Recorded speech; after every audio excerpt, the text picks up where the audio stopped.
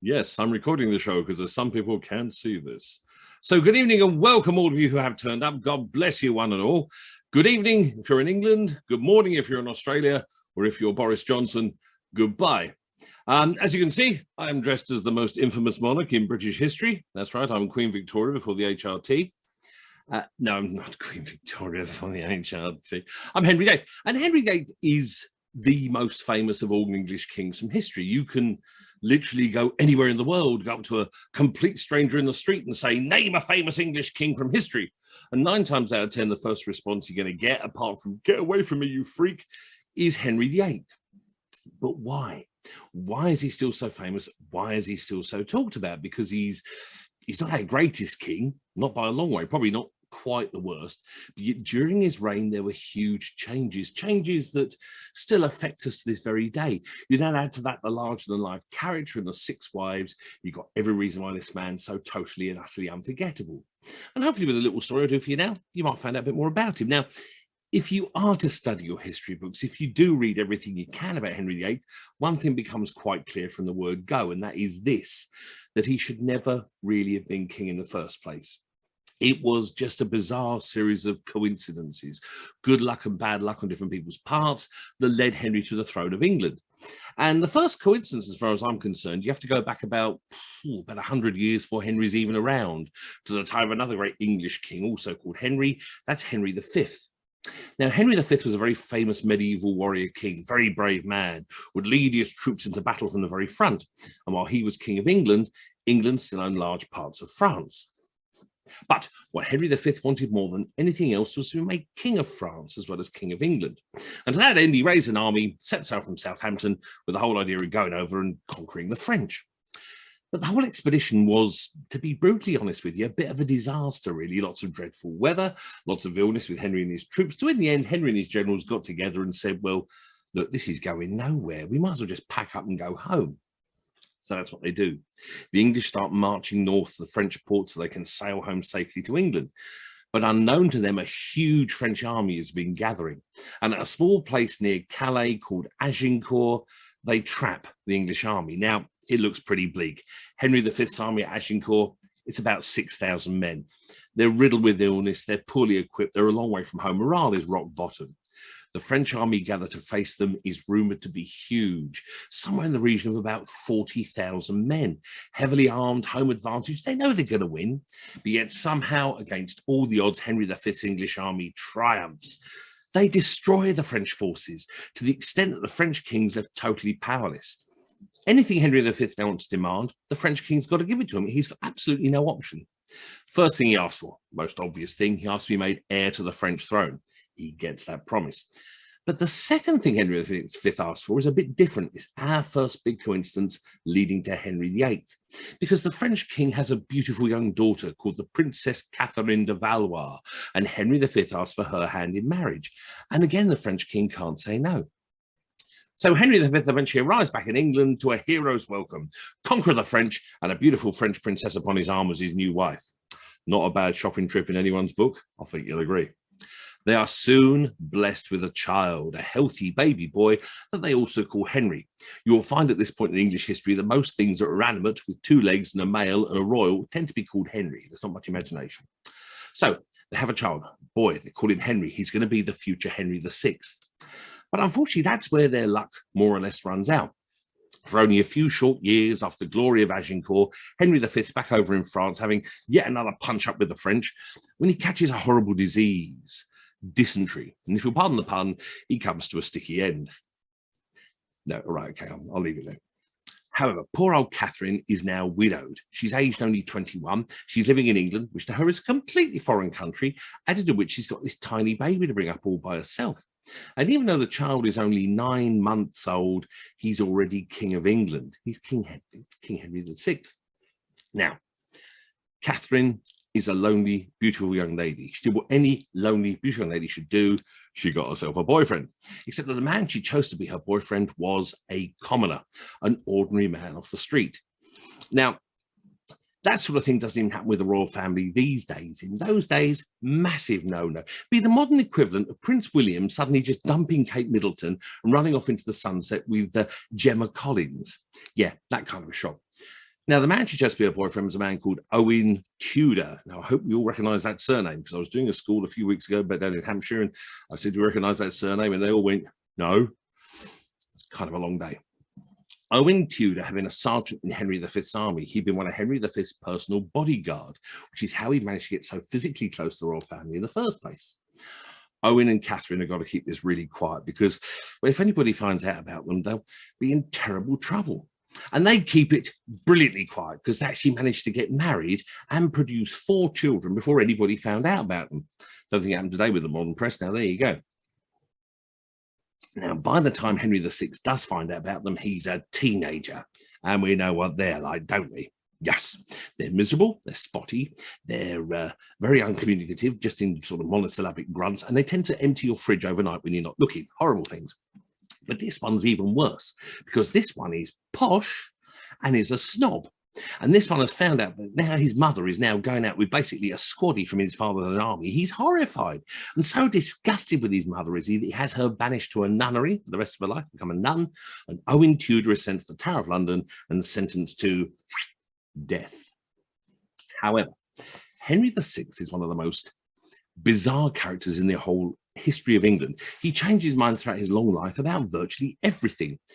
And he changes his mind here. All of a sudden, he releases Owen and Catherine, says, off you go, be free, have fun, bye-bye, ta-da. He then goes even further. He starts giving gifts and titles to their children.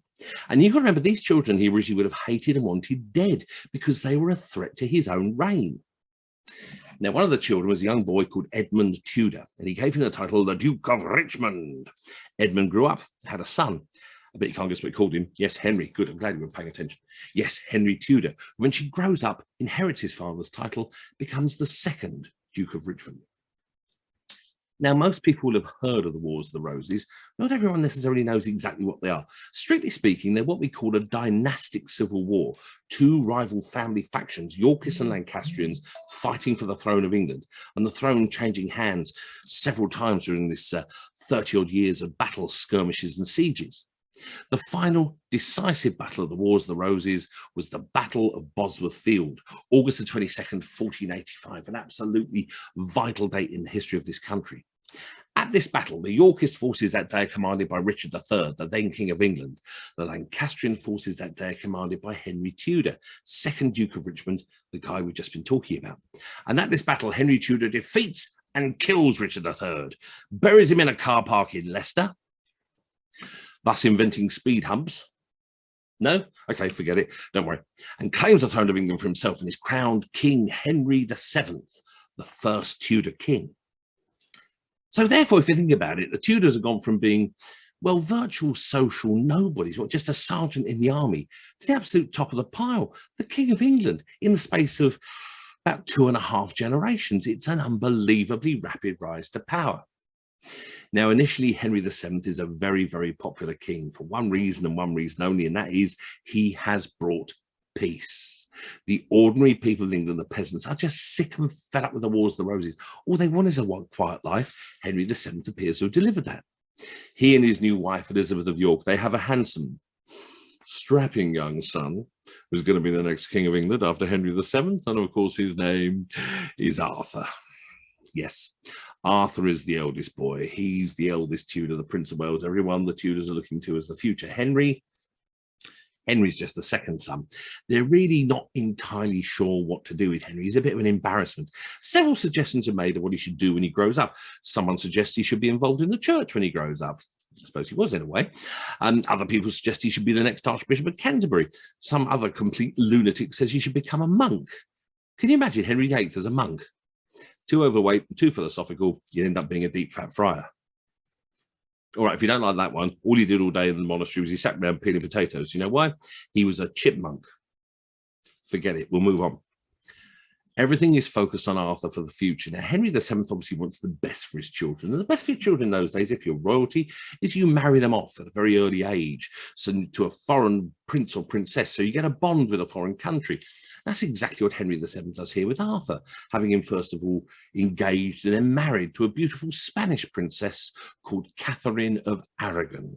The whole future of the Tudor family looks safe and assured. Unfortunately, Arthur then goes and stuffs everything up by dropping dead. age 15. Now, we still to this day don't really quite know what happened to Arthur. There's lots of theories, but nobody knows for sure. Some people say he was murdered. Some people say he had the plague. Some people say he had smallpox. Some people say he had tuberculosis. There's another modern theory going around saying that Arthur went for a swim, which, if you think about it, doesn't sound terribly dangerous. But of course, in Tudor times, there weren't any huge great white sharks cruising up Tudor rivers, but there was something far nastier, far more sinister, far more deadly lurking in the waters. It was, of course, sewage. Sorry, folks, got to be worried about this, but that's the fact it was. There was absolutely no sanitation in Tudor times, and the rivers and lakes around built-up areas would have been quite heavily polluted with raw sewage. And the story is that Arthur's up at Ludlow Castle in Shropshire, decides to go for a little swim in the river one night, swallows something unmentionable, and dies horribly a few days later. Whatever it is, he's now gone. He's history. He's D-E-double-D, dead, and that's the most dead you can possibly be. So suddenly the whole focus of the Tudor family has to shift to that second virtually forgotten son, Henry. Henry gains all of his dead brother's titles, becomes Prince of Wales, Duke of Cornwall, Earl of Bedford, etc., etc. Added to which, Henry VII doesn't want to miss out on Catherine of Aragon.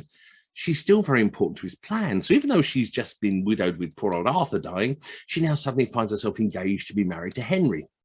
This all happens around about the time of Henry's 10th birthday, which, if you think about it, it's not a bad 10th birthday present. You get made Prince of Wales and then given a Spanish girlfriend. All I got was a push bike and an action man, but enough of my problems. Now, the end of Henry VII's reign was, to be honest with you, less than glorious. Yes, he brought peace, but historically speaking, he's a dull king because he doesn't really do anything. He doesn't get involved in foreign intrigues or wars or spying or battles or anything like that. He literally sits at home, taxes the people of England, and then doesn't spend the money afterwards.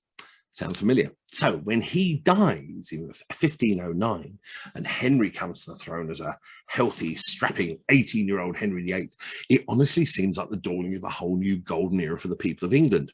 Henry and his new wife, Catherine of Aragon, they make such a glamorous, golden, celebrity couple. Everyone says surely they'll be blessed with many, many children, preferably all boys. Yeah, I know, sorry ladies out there, but that's just the way it was. Only a boy would ensure the Tudor line endured, with the next monarch definitely being a Tudor king. So shortly after their marriage, when the Queen announces that she is expecting a baby, everyone becomes terribly excited. Oh, is it going to be a boy? Is it going to be a girl? And after the long wait, the Queen is finally delivered of a boy, a healthy baby boy straight away. But you can't guess what they called him. Yes, Henry. Well done.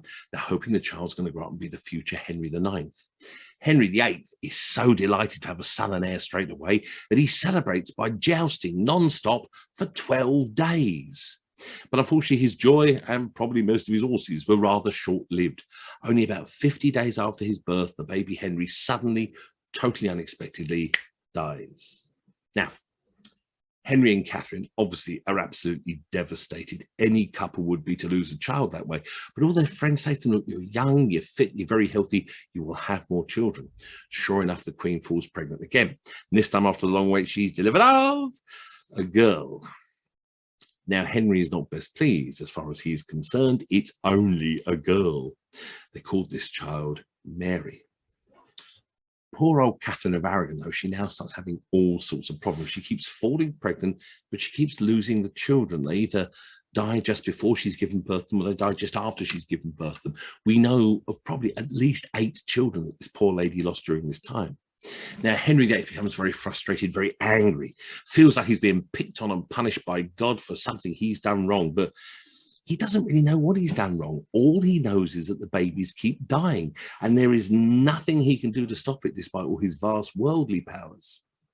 Henry is a very religious man, spends his whole life reading the Bible avidly. And on reading the Old Testament one day, he seems to find the answer to his problems. There's a part of the Old Testament called Leviticus, and in Leviticus there's a small passage, and it reads exactly this. It says, God will punish any man who marries his dead brother's wife. What had Henry done? He'd married his dead brother's wife. He'd married Arthur's widow. So to his Tudor mind, this seemed to be the answer to everything. It seemed to say to him it wasn't his fault the babies kept dying. Therefore, he worked out rather remarkably, it must be Catherine's fault. He'd married the wrong woman. If he could now get rid of Catherine, get himself a new wife, he'd have all the sons and heirs he could ever possibly want. But the big question was this: how to get rid of Catherine?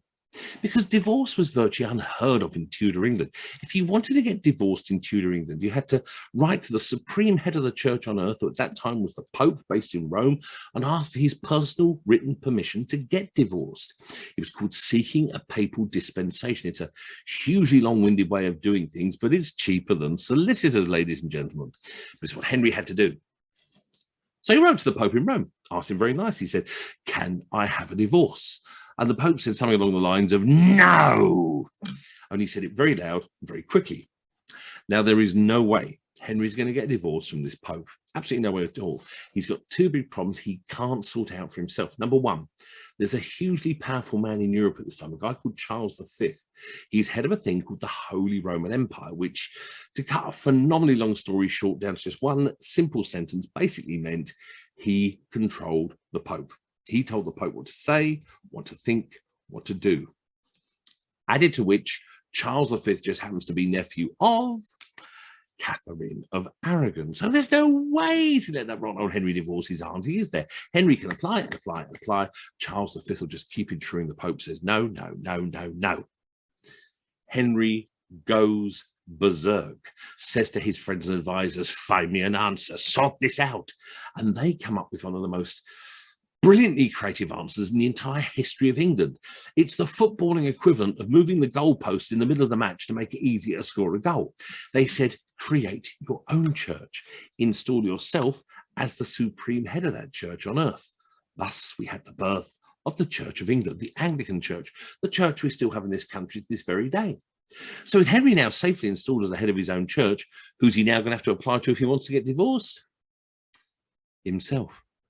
"Dear Henry, can I have a divorce?" "Yeah, of course you can, love Henry." It's really as easy as that. Catherine doesn't stand a chance. She's divorced, almost literally booted out of court, sent to go and live in a drafty old castle, hardly any servants look after her, barely any money to survive on. But worst of all, cruelest of all, Henry then bans her from ever seeing her own daughter ever again. Mary never sees her mother from that day forward. Now, Henry has, of course, already found the woman who he wants to be wife number two. He's already been with her for some time, but he feels he can now legally and properly marry her. And her name is Anne Boleyn. Or as a little boy at school in London a few weeks ago told me, Annie Boiling, which I thought was fantastic. Sounds like she was good at making eggs.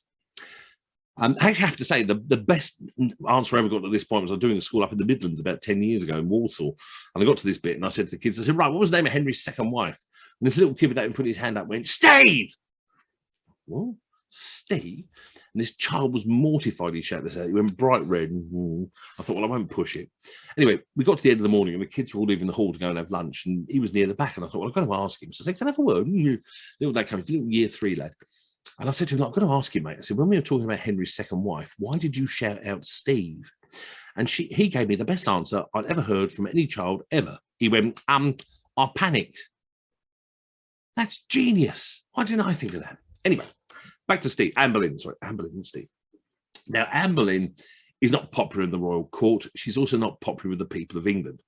People in the royal court don't like her because she's got a bit of a reputation for being a bit mouthy and opinionated, awkward, stubborn, argumentative and difficult, which is basically all the things that women aren't supposed to be in Tudor England. She's also not popular with the people themselves because they still feel sorry for Catherine of Aragon and the way that Henry's just utterly abandoned her.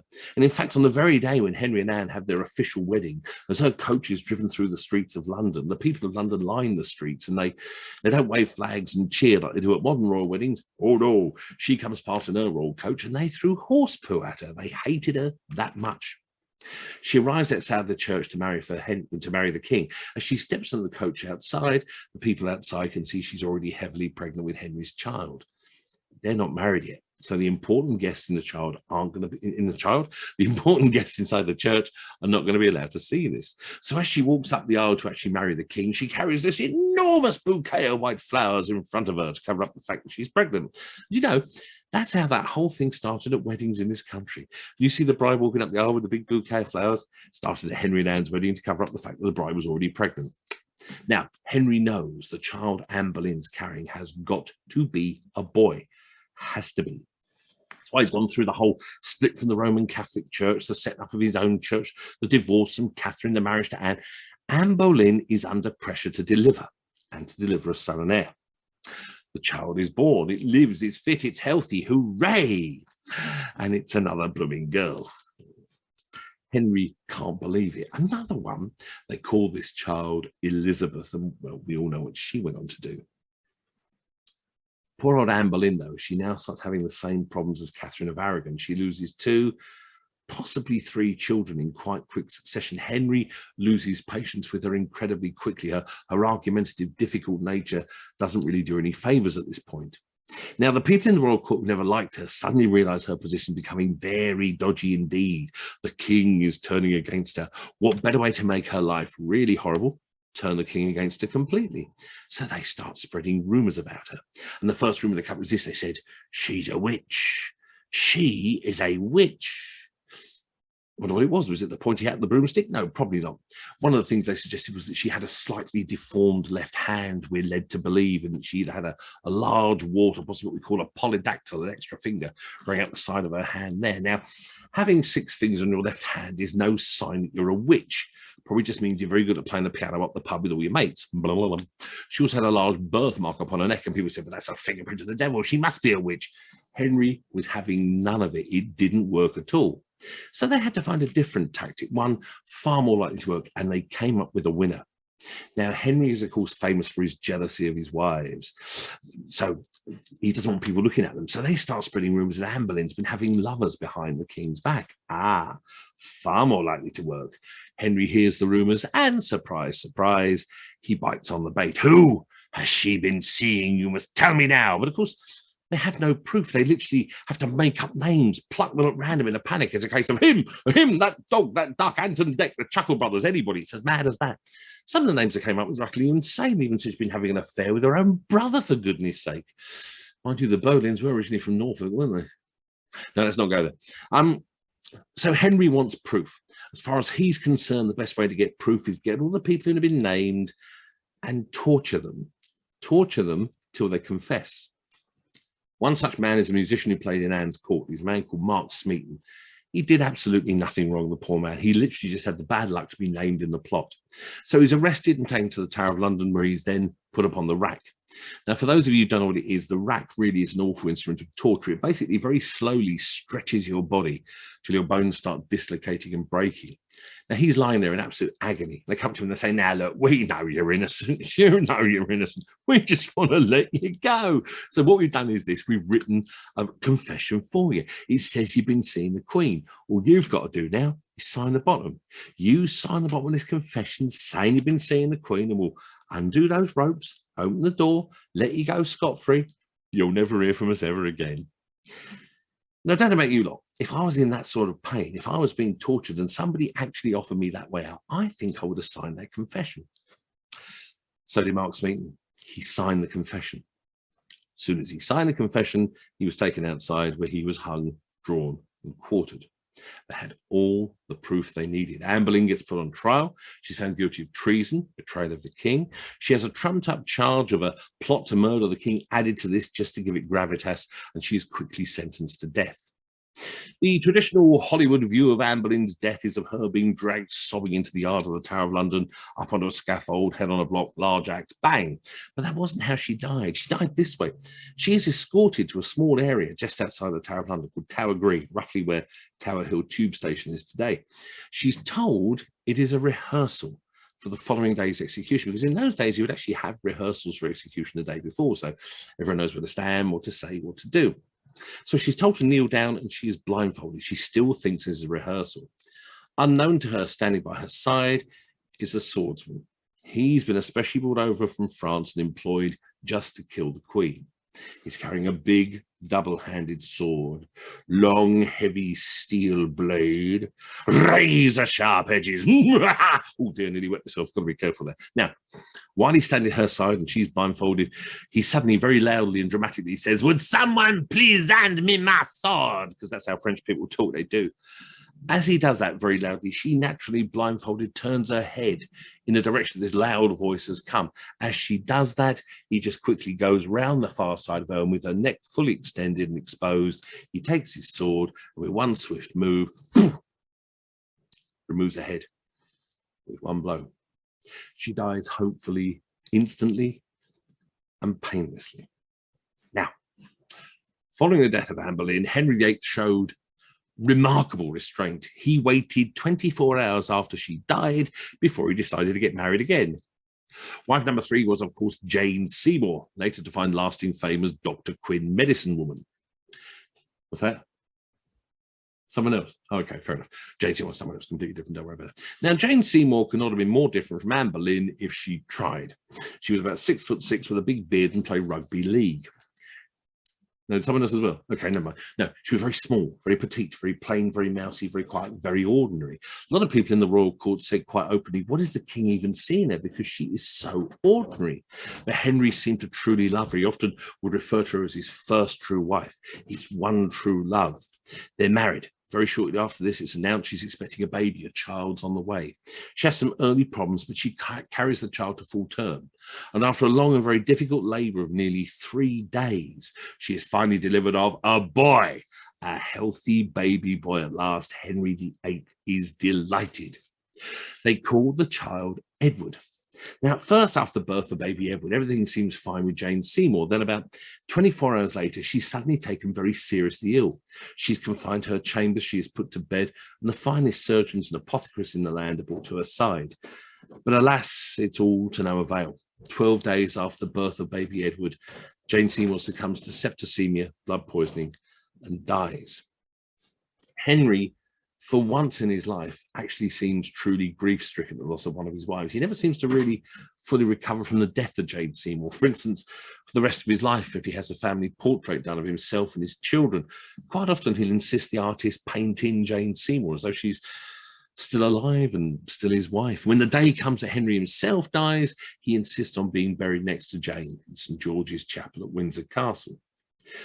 For nearly 3 years after her death, he gives up on the whole idea of marriage, wears nothing black, is in mourning for the wife he's lost, won't even talk about it. But other people in the royal court have got other ideas. One such man is a very clever politician, which isn't a very nice word these days, a politician called Thomas Cromwell. Now, he's realised pretty early on, since we split from the Roman Catholic Church, nobody wants to be friends with England anymore. We have no allies abroad. Nothing changes. So his brilliant idea is this: to get some more allies abroad, why don't we marry the king off to a beautiful foreign princess? Brilliant idea.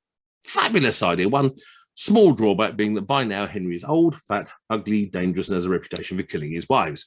Not good selling points when you're about to go on the post-medieval version of Blind Date. However, there are 2 likely princesses Henry can look at.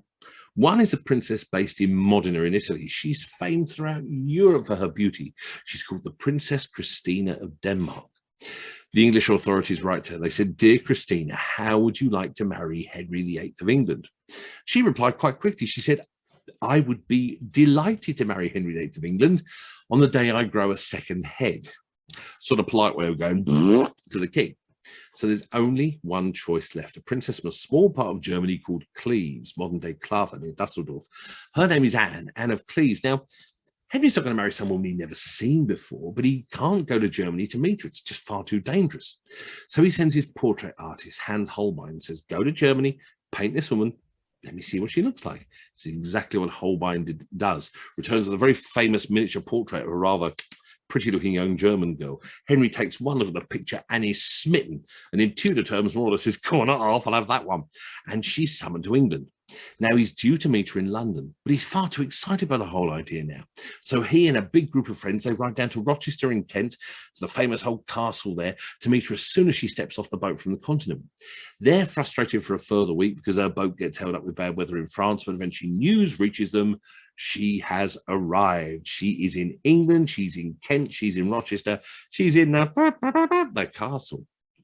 One of Henry's friends says, "My lord, she's in the side room overlooking the courtyard. She's watching a bull baiting contest. Why don't you pop down and surprise her?" Exactly what Henry does. Wanders down, silently enters the room, and for the first time, lays eyes upon his beautiful new German bride-to-be. And in a soft, low, romantic whisper, he says to her, oh, blimey, it's a bit of a shock, you see, because unfortunately Hans Holbein's portrait has been a little bit flattering, to say the least. He's been expecting, I don't know, Cameron Diaz, something like that. And what does he get? Arthur Mullard in a dress. He's not happy. He says, I'm not marrying her. She looks like a horse. She hears this. She said, what did you say? He said, you look like a horse. She goes, nay. He said, look, you even sound like one. He didn't really. No, he didn't. Henry cannot believe the corner he has painted himself into. There's no way out. He's got to go through with the sham of marrying her. As soon as he's done that, he organises a divorce. But they actually become quite good friends after the divorce. She gets her own title. She's called the King's Sister. I don't get it either. She gets some nice houses to live in the south of England, including Hever Castle and Penshurst Place. Very nice indeed. Gets a nice healthy pension, plenty of money. And she actually goes on to outlive all of Henry's other wives. She lives well into the reign of Mary I. But Henry, being Henry, has of course fallen for one of her ladies-in-waiting, a young English girl who's now suddenly about to find herself becoming Queen number 5. Her name is Catherine Howard, Frankie's mother. What's that? Wrong again. Oh, never mind. Not Frankie Howard's mother. Catherine Howard. Now, Catherine Howard was, what, 17 years old? She's small, petite, flirty, vivacious, shapely, pretty, sexy, exciting. Woohoo! Everything Henry could possibly want in a woman. Henry, on the other hand, is old, fat, ugly, dangerous, doesn't like people looking at his wives. Nothing Catherine could possibly be interested in. So normally I get the audience to shout out their answers one at this point, but I think I know what the answer is going to be. Is this marriage going to work? No, of course it's not. But Henry thinks she's perfect. He'd often refer to her as a rose without thorns. Oh, the romance of it all. He thinks that she loves him as much as he utterly adores her. But she doesn't. She's been more or less told to marry the king. And in fact, if you want to be brutally honest about Catherine Howard and cut through all the modern rubbish that's been written about her, the best thing you can really say is she was just a silly little girl. She'd had lots of boyfriends and lovers before she met the king, and she carried on seeing them after she married the king. She then went even further. She started giving all these pretty young men jobs around the royal court so she could see them every single day. Was that a good idea? No. Did Henry find out? Yeah. Was he pleased? No, because he'd been made to look really, really stupid. And the one thing you didn't do with Henry VIII, not if you wanted to keep the head in the vicinity of the shoulders for any length of time, was make Henry VIII look stupid. Catherine Howard is arrested at Hampton Court Palace, taken to the Tower of London, where she's put on trial. She is found guilty of treason, betrayal of the king. She too has a trumped-up charge of a plot to murder the king added to, again, give it weight, make it stick. And she too is sentenced to death. Like her cousin Anne Boleyn before her, she too ends up at Tower Green outside the Tower of London. But for her, it's head on a block, large axe, bang. The poor little thing, she hadn't even made it to 21 years of age when she died. It was an utter waste of a life. Now, was that it, or was there one more wife? Oh, yes, one more wife. Catherine Parr. Or if she wasn't feeling very well, Catherine slightly below Parr. No, never mind. I won't do any more of those jokes like that. They're dreadful. Now, Catherine Parr's marriage record up to this point was almost as bad as Henry. She'd been married twice before. Both her previous husbands had died. And when Henry first started showing interest, she was already engaged to be married to somebody else. That was Thomas Seymour, Jane Seymour's brother. Now, normally if Henry had a love rival, well, he'd just kill him. But Henry actually quite liked Thomas Seymour, so he had to get rid of him a different way. And he got rid of him by giving him a job. He made him English ambassador in Brussels, which nowadays would be a fate worse than death. But with him out of the way, Henry now had a clear run at Catherine Parr. Now, by this late stage in Henry's reign, he is so scary, he's so terrifying, he's so absolutely awe-inspiring that whatever he says goes. Nobody dares argue with him. Nobody gainsays him. So when he goes up to Catherine Parr and says, "Mistress, I wish to marry you," everyone just expects her to go, "All right, then quick, I'll go and book a church." Whoosh. But she doesn't. This brave, brave lady, directly to the king's face and in front of a lot of witnesses, says quite openly, "I'll think about it." And Henry says, "But what is there to think about? I'm the king." She says, "I know that," she says. "But first we must ask God if it's right for us to marry." And that's what she does. She then prays for 2 days, 2 nights, seeking guidance from above. So eventually a voice on high came down and said, yes, go ahead, marry the king. Now, I personally think Henry was hiding upstairs in her house with a microphone going, go on, marry the fat ginger bloke. It's all right, really. But they get married, and it's a success. No children, of course, but she's a great stepmother to his 3 existing children, particularly Edward and Elizabeth, who she more or less adopts. And she's a great nursemaid for his wounds and illnesses, because by this time, Henry really is a poor old king. He's very old by Tudor standards.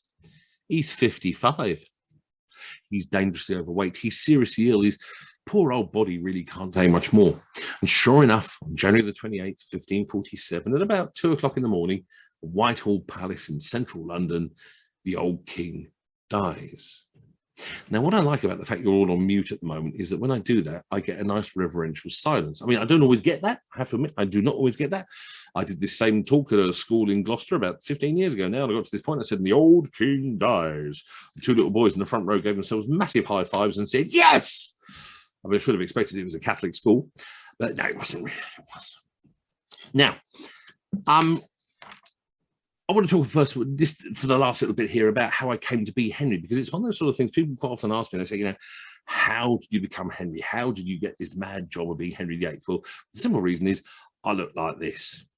I tried being Justin Timberlake. I starved, frankly. I had a bizarre series of jobs when I first left school. I mean, I went through, one of the bizarrest was the very first one. I had a job working for a company called Greenfields, which was a bizarre combination shop. It was half chemist shop and half camping shop. See, want a packet of condoms and a tent, it was the place to go, I promise you. Didn't last very long, didn't like that. I also worked in the co-op in Brentwood for a while, in a sports concession inside there. And my boss there was a very strange man. He was called Gordon Slater, who sounds terribly English, but he was actually, he was a Hong Kong Chinese gentleman with a very impeccable English accent, spoke like this. And he was a bit of a ladies' man. He really reckoned himself. He was all for that. This was in the middle of the 80s, so he thought he was straight off the Miami Vice rather than just being a sports shop manager in the middle of Brentwood. And he kept telling us how wonderful he was at Taekwondo and how he was rated as one of the top 10 in Britain. And why didn't we come and see him do a fight one day? And one day we found out where he was fighting, so we all decided to go. So about 6 or 7 of us went from Brentwood Co-op. He was up in Wanstead. And we got up there, and he was a bit shocked to see us there. It wasn't terribly sort of auspicious. It didn't like it was a top 10 British Taekwondo sort of kind of place. But anyway, we cheered him on as he went into the ring, or whatever they call it, to have his fight. But the bloke came out who was going to fight, and the bloke he was going to fight looked vaguely like a sight screen with muscles. It was huge. And roughly about 30 seconds later, he rendered Gordon completely unconscious with an absolute haymaker, which we cheered violently, which was great. But we then suddenly thought, this guy's our boss. So when we got back to work on the Monday, no one mentioned it. It was just, no, we won't go there. Let's not do that. Had a few abortive attempts at different careers as well. I was, once when I was terribly unemployed, I applied for the job with the Essex Tourist Board. Believe it or not, there is one. And I got through to having an interview, and I went down to their offices in Chelmsford in Essex to see them. And it was probably the shortest job interview I think anybody's ever had in the history of humanity. You know, I went in and sat down, and they said, well, hello, Mr. Farley, thank you for coming. First question, how would you improve Essex's reputation to the outside world? I said, it's very simple. I said, I'd drop an atom bomb on Basildon. And they promptly threw me out the office. So that didn't go very well. I moved up to London, and I got a job working at the London Borough of Newham in the teacher salaries department there. And that was great fun. People always say that people working in the public sector, you know, have an easy life. And they are right in some respects. There were days where you were just rushed off your feet. Absolute madness. We had long acres of sometimes where there wasn't much to do. And we would have competitions in the office to see who could do as little work as possible while still looking busy. And that was great fun. You'd end up with 3 piles of paper on your desk. This was years before computers. And you just keep moving them around the desk. And every time a boss came past, you sort of, yeah, you weren't really doing. You were just shifting paper from one pile to another. It was marvelous. And you're getting paid for it as well. Many years later, I ended up working down in Southampton for a company called Scandia Life. I'm not sure if Goff's here this evening. If he is, hi, Goff. One of the best things about that was we used to have competitions who could find the cheapest lunch in Southampton. And there's a big selection because there's lots of places in Southampton where there's different restaurants and everything. And we first of all we managed to find an Indian restaurant that was doing a complete buffet lunch for £5.99. We thought that was it. This was the absolute Shangri-La of cheap lunches. But we then discovered there was a Chinese place just down above bar, which was doing a complete buffet, 3-course lunch for £4.99. How could we resist? This must be great. So we went down there. We went in. The first course came up and it was a bowl of Campbell's condensed mushroom soup, which as the waiter came in, he put it down. His thumb was in my soup. And he saw it and I saw it. And he sort of just took his thumb out, looked at me and then just went and sort of splatted the rest back into the bowl. That was horrible. Then we had the Chinese food. That was good. And then the final course came up and we had ice cream. But it was those, remember when you were at primary school, you used to get those blocks of ice cream they used to give you in primary school that sometimes were so sort of frosted up, you reckon that they'd come from Shackleton's backpack. We had one of those. And he put it down in front of me on the plate. And right in the middle of it was this huge crate, well, best way to describe it, a short and curly hair. Lovely. And I knew it wasn't mine because it was black. So that's horrible. So that didn't last very long. And then my final job before I became Henry VIII was I worked for Debenhams, bless them, the department store. And I worked in their head office in Taunton, only for a year, but that was enough. It was a horrible job, soul destroying, 12-hour shifts, 7 in the morning till 7 in the morning till 7 at night, or whatever it was. It was hours anyway. It was horrible. And the very last day, I'd already quit. I'd already finished. And I decided to take my last 3 days off as the last 3 days of leave I had. So I had 3 days of doing nothing. And the very last day I was supposed to be employed by them, I got a panic phone call saying that one of the AS400 operators, which was my job, was off sick. Could I come in and do a final shift, 12-hour shift? Yeah, all right. What? No skin off my nose. So I came in now. They had a very strict code of dress in the office and you had to wear a shirt and tie and everything. On the day shifts, that was. Now, I wasn't going to do that, so I turned up like a Herman Munster t-shirt and ragged jeans and just went and enjoyed myself. The other thing you were supposed to do in the day, there was never anything to do during the day because everything was so automated. It was just 12 hours of boredom. You weren't allowed to be seen reading, not paying attention, that sort of thing. I just bought every single magazine and newspaper I could get and sat there with my feet up on the side all day and they couldn't do anything. About 20 minutes before I was due to finish for the very, very last time, one of the guys who worked in the technical section, a guy called Bill, who spoke like this, he said a person, he goes, "Hello, I'm Bill." He suddenly called me over. He said, "Excuse me, mate." He said, "Have you seen the new tape system we've got in the machine room?" I was like, "No. Why would I be bothered? I'm here for 15 minutes and I'm gone forever." "Well, I think I need to show you how they work." "Really?" "Yes." "Okay." So he took me in the machine room and they got this new tape machine. What the hell? I don't know. I didn't care. And he then told me in breathtakingly dull detail about how it worked, what I had to do. And he went on for about, I know I was only there for 15 minutes, but it felt like 3 hours. And he then suddenly realised halfway through I wasn't taking any notes. He went, "Hey, how are you going to remember all of this?" And I said, "Oh, don't worry, Bill. It's all in here, mate. I won't lose that." "Hey, kidding." And I said to him, "You do know I'm leaving today, don't you?" "Oh, yes." How do you help people like that? You really don't. So then I became Henry VIII. And it's been mostly fun. There's been a few nutters around. You get nutters with any sort of job. I know the last time I did one of these shows, I recounted the story about the lunatic who told me the story of the sinking of the Mary Rose very loudly whilst he appeared to be on angel dust and things like that. But I've also been attacked a few times by people because I'm Henry VIII. The very first time it happened, I was so shocked. I was quite upset, really. I was doing a show for English Heritage. I was on their stall up at the NEC in Birmingham. And I was basically just dishing out leaflets and talking about English heritage. And while I was working, there was another history stall a few rows down. And they had a lady on there dressed up as Queen Elizabeth I. And somebody said, "Wouldn't it be great, get you two together for a photo shoot?" So we wandered down, did a quick photo shoot. And then I started chatting to her, and she was a very interesting lady. And we were chatting away. Lots of people coming past and taking photos. And we go, "Hello, yes, hello." And then this one woman walked past, who was quite small, in an American accent. And she walked past, she looked at me and she went, "I never forgave you for what you did to Catherine Howard." And walked off. And you're like, "What?" And I thought she was kidding. I thought she was having a laugh. And I sort of went, "Oh, she loved it." Anyway, I turned around, carried on talking to Queen Elizabeth I. She came running back, turned me around, slapped me around the face, and then told me that I was a rapist and a child molester because she was underage. You're just like, whoa, whoa, whoa, whoa. You do know I'm an actor, don't you? And I had a similar thing. Once I did a show at Glastonbury Abbey to do a talk like this.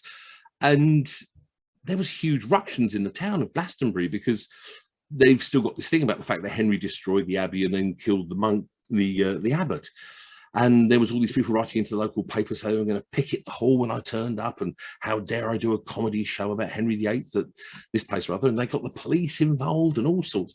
And they're actually in two minds whether to just cancel the whole show. And in the end, they decided to go for it and have like a button to press if there was problems.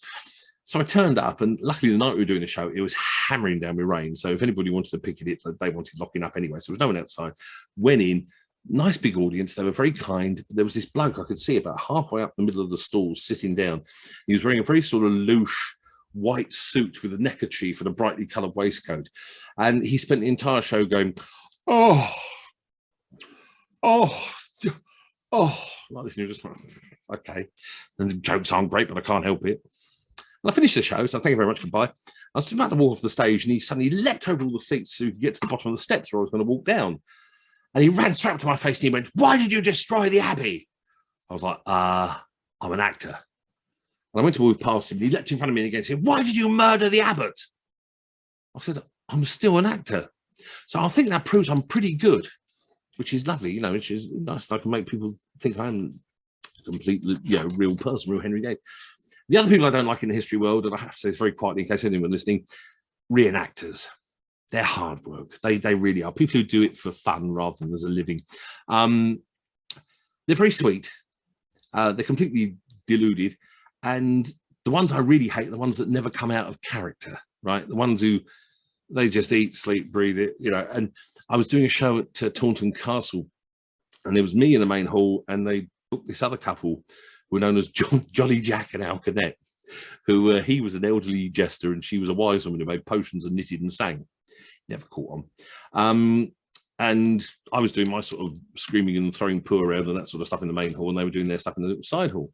Anyway, Taunton Museum is terribly professional now, but in the old days when I was doing it then, it was very, very old-fashioned, very parochial, to the extent that they would actually, even on the busiest of days, they would actually shut for lunch. So this was on a Saturday, and it was some heaving mass of people, and they kicked them all out so we could have lunch. So they'd all gone, so there was no punters in at all. And I'd finished. I thought, well, just out of courtesy, I'll go and see how Jolly Jack and Alcanet had got on. So I walked into the hall, and as I walked into their hall, they both jumped up and started bowing and scraping. I thought, oh, Christ, we still got some punters here. And there wasn't anybody around. So I was like, oh, okay. So I said, yeah, do you have a good morning? And they both sort of went, I said, what? Have you had a good morning? And they both bowed their heads again. And I'm like, come on, what is it? And, oh, my lord, she said, we cannot speak to thee unless ye give us permission to speak in your presence. You're just like, oh, come on.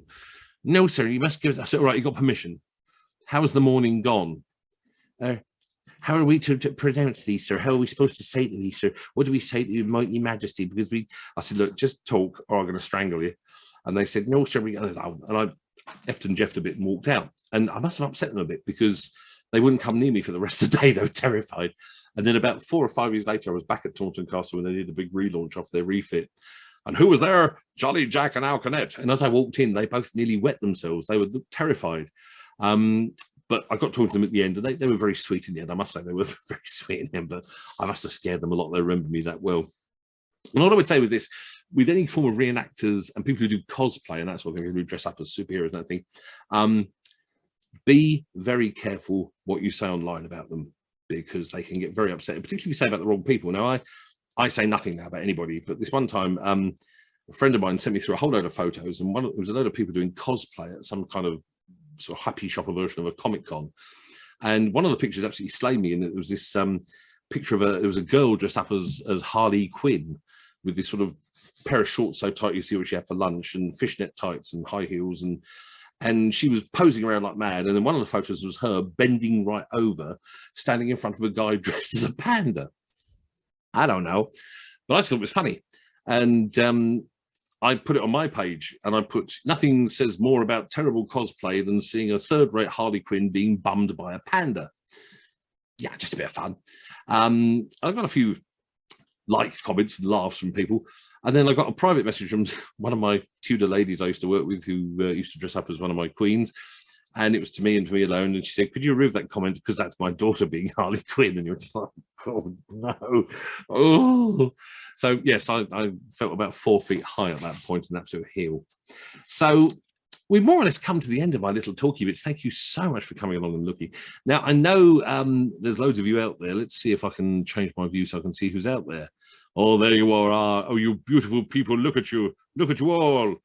And as I did say earlier, if anybody wanted to ask a question, they're more than welcome to put their microphones on now and ask me a question. I shall do my best to answer it. As I say, there's I do this every day with the kids when I go into the schools, and one of my favourite ones ever was I was doing it at the school, and I said, right, now, any of you kids got a question? This kid put his hand up, so I said, yeah, what's your question? And he said, how many species of squid are there? I was like, what? He said, how many species? I said, no. I said, it's got to be about Henry VIII and the Tudors. And he was like, oh. Put his hand up again. I said, right, what's your question about the Tudors then? He said, how many species of squid were there in Tudor time? How can you come back to that? No. So there you go. Well, to the few of you who have come, we happy few, we band of brothers. As no one is coming forward with a question, or unless I've got a question. Oh, you got a question? You would, wouldn't you? We're not related, are we? We've never met before. No, I've never seen you before. No, absolutely not. No. Henry was sort of pushed into being king with his brother dying. Did he have any sort of great big ambitions before that, or was it sort of foisted on him somewhat? It was a bit foisted on him because, I mean, he was only, as I say, 9.5, 10 when Arthur kicked the bucket anyway. So, I mean, he would have had a few royal titles already given unto him by his family, simply because they were the royal family. But they were expecting him, as I say, more of a background character for the rest of his life. He wasn't trained up to be king really at that early age. To say everything was focused on Arthur. He was the absolute be all and end all of the Tudor world, and you know, so it was probably as much a shock for him as anybody else. And he also suffered, of course, the loss of his mother. Died when he was very young. He was only about 12 when his mother died as well. So it was a bit of a fractured life for him when he was very little, but it doesn't really excuse his behaviour later on in life. But do you think that made him ambitious and sort of power hungry, or do you think he was probably of that ilk? I think he probably had a little bit of that entitlement that royalty have anyway. I think he was embittered, certainly by the loss of his mother at the age of 12. But his whole personality changed about halfway through his reign, because he was always described early on in his reign as being this sweet, lovable, gorgeous, cuddly, wonderful human being, a bit like me, really.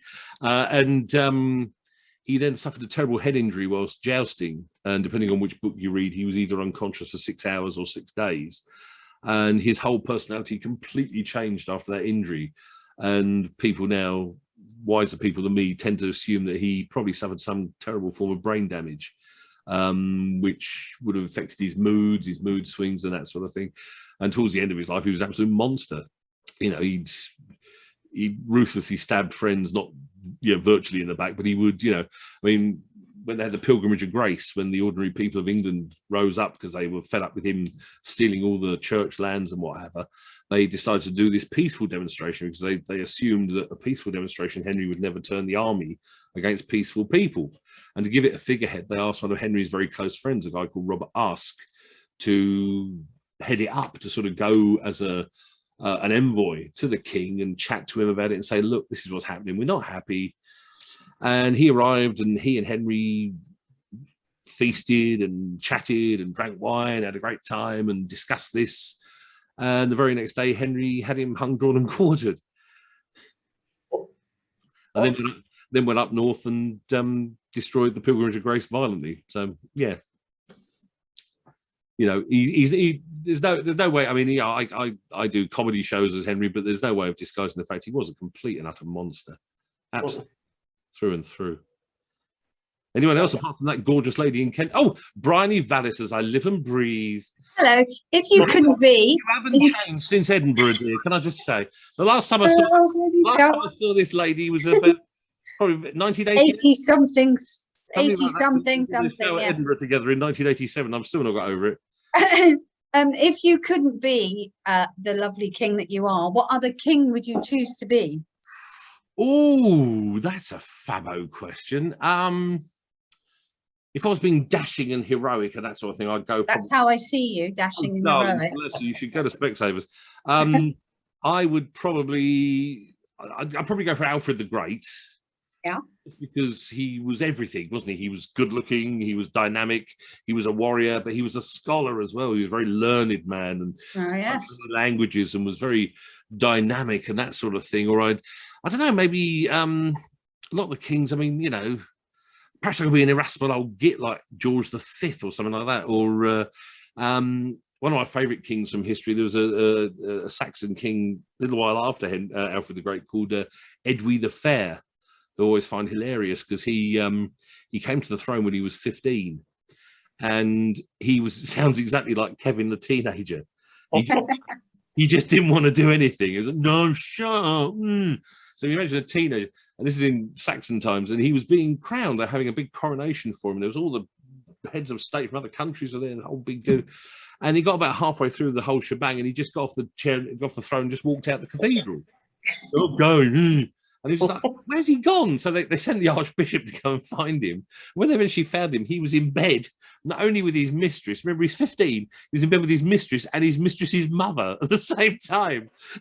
which point, apparently, the archbishop whacked him round the head and dragged him, made him get dressed and go back to the coronation. Had him crowned. And then as soon as he was crowned, he said, am I king? They went, yes. And he banished the archbishop out of the country for the rest of his life. Bloody teenagers, there you go, who'd have them? You're going to say you've gone to Nando's. Ye cheeky Nando's, absolutely, spot on. But, cheers, Brody, thank you. Well, if that's it then, folks, well, thank you so much for coming. Thank you for supporting the evening. I'm sad there's so few of you, but I'm glad you did come, which is very sweet of you all. You're very kind. Oh, thank you for doing it. It was really good. Really enjoyed it. Don't just say that. Pay money. No, it's that's very sweet. Very good fun. Bridie, we'll have to meet up at some point soon, dear. I haven't Definitely. seen. Where are you based now, dearie? I'm in Exeter. Exeter, lovely cathedral. I'm in Exeter, yeah. All right. Next time I'm down the Grecians way, I'll pop in and see you, my lovely. Definitely. All right. Oh, It was good fun. Thank you. Thank you. Thanks for your coming. Thanks to Kath. Thanks to Chris. Thank you. Thanks to Rod. Bye-bye. Thanks, folks. See you all soon. Take care. Keep Bye. supporting. Good night.